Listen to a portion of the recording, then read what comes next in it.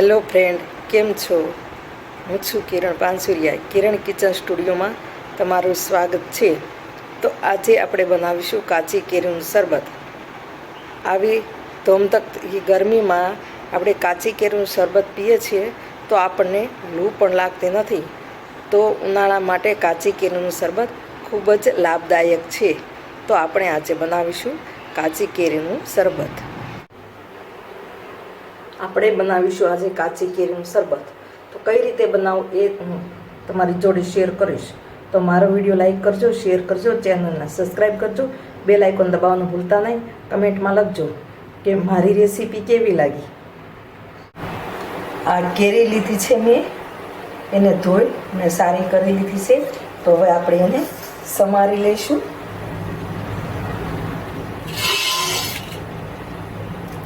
સારું ખેડી લઈશું આપણે આ રીતે.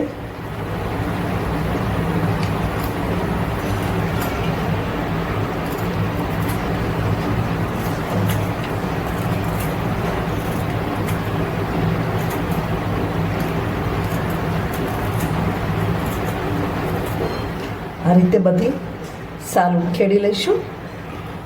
આપણે કેરીની સાલું ખેડી લીધી છે. તો હવે આપણે સમારી લઈશું, ટુકડા કરી લઈશું આ રીતે. આ છાલ છે.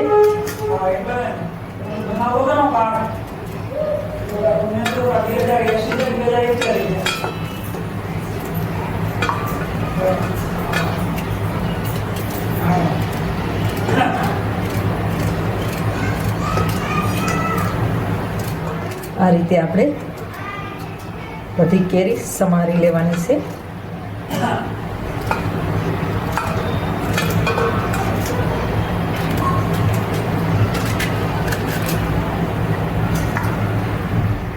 હવે આપણે આ કેરી સુધારી લીધી છે. આ કેરીના પીસ કરીને આપણે તૈયાર કરી લીધા છે. તો હવે આપણે ગેસ ચાલુ કરીશું.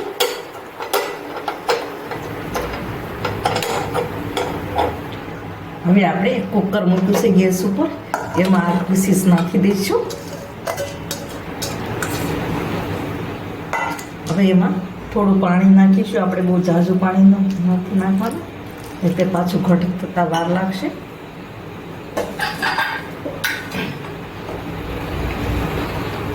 હવે આપણે એને ઢાંકણ મૂકી અને ઢાંકી દઈશું આ રીતે.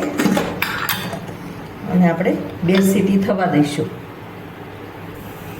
આપણે કુકરની 2 સીટી થઈ ગઈ છે. તો આપણે 5 થી 7 મિનિટ આપણે ઠંડુ થવા દઈશું. હવે 7 મિનિટ થવા આવી છે. તો આપણે ચાલો કુકર ખોલી દઈએ. તો તમે જોઈ શકો છો આપણી કેરી એકદમ બફાઈ ગઈ છે. હવે આપણે એમાં મિક્સર જારમાં લઈ લઈશું. કે તમે જોઈ શકો છો. ચલો આપણે મિક્સર જારમાં લઈ લઈએ. હવે આપણે આ એક જારમાં લઈ લઈશું.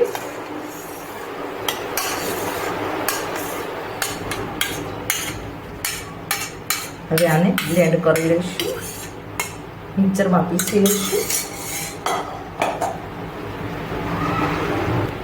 આમાં આપણે મરી પાવડર નાખીશું, સંચળ નાખીશું, આપણે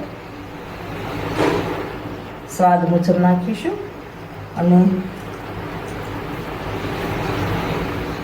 શેકેલા જીરાનો પાવડર નાખીશું. થોડો એલચી પાવડર નાખીશું. એલચી પાવડર ન નાખવો હોય તો એવોઇડ કરી શકો છો. આપણે બધું પહેલાં જ નાખી દીધું છે. તમે પીસીને પછી પણ નાખી શકો છો. તો હવે આપણે બ્લેન્ડ કરી લઈશું. હવે આપણે આ પીસી લીધું છે. તો હવે આપણે ગાળી લઈશું બાઉલમાં. આમાં આપણે ગાળી લઈશું. આપણે આ ગળણીથી ગાળી લઈશું. આપણે ફુદીનાના પાન હવે પીસીને નાખી દઈશું. અંદર આપણે નાખ્યા નહોતા, તો આપણે હવે પછી પીસીને નાખીશું. અને ફુદીનાના પાન આપણે થોડાક જ નાખવાના, નહીંતર કેરીની સ્મેલ જતી રહેશે અને ફુદીનાની સ્મેલ આવશે તો એવું લાગશે કે ફુદીનાનું શરબત છે.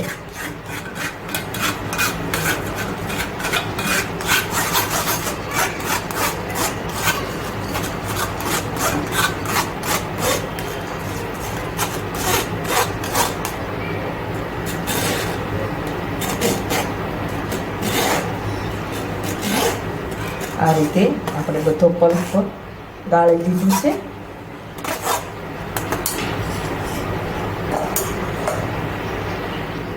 આપણે હવે એક પેન લીધી છે, ગેસ ચાલુ કરી દીધો છે.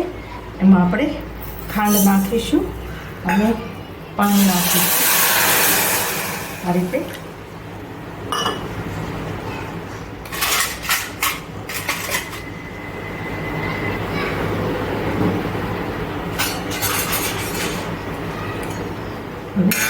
આપણે એકદમ ચાસણી નથી કરવાની, થોડી ચાસણી ઘટ થાય ને એવું જ કરવાનું છે.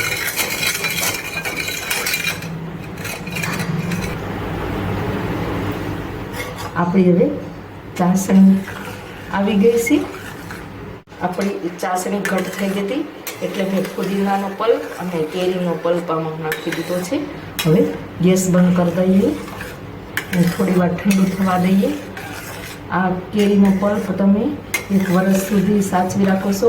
ઓચિંતાનો કોઈ મહેમાન આવ્યું હોય તો તાત્કાલિક એટલે જલ્દીથી આપણે એમાં પાણી અને આઈસ ક્યુબ નાખીને અથવા તો ઠંડુ પાણી નાખી અને કાચી કેરીનું શરબત તૈયાર કરીને આપી શકાય છે. તો હવે આપણે આ પલ્પને ઠંડો થવા દઈશું. હવે આપણે 2 ગ્લાસ લીધા છે, એમાં આપણે બરફના ટુકડા નાખીશું.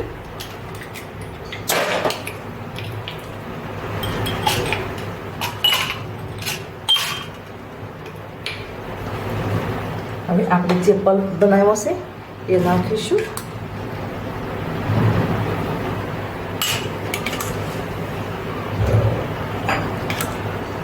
બે ચમચી જેટલો નાખીશું.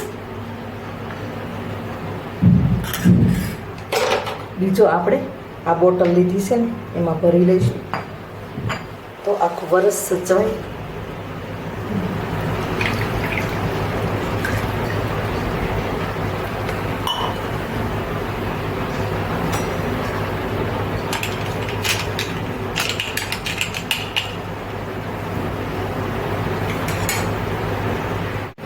હવે આપણી આ કાચી કેરીનું શરબત બનીને તૈયાર છે તો એમાં આપણે ચાટ મસાલો નાખીશું.